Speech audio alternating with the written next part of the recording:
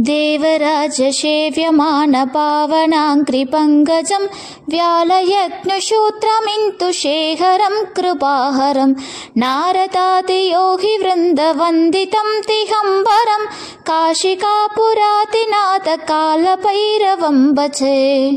भानुकोटिपाश्वरं पवातितारकं परं नीलकण्ठमीप्सिताततायकं त्रिलोचनं कालकालमम्बुजाक्षम् अक्षहोलम् अक्षरं काशिकापुरातिनाथकालभैरवं भजे। शूलडङ्गपाशदण्डपाणिमादिकारणं श्यामहायमादिदेवम् अक्षरं निरामयं भीमविक्रमं प्रभुं विचित्रताण्डवप्रियं काशिकापुरातिनाथकालभैरवं भजे।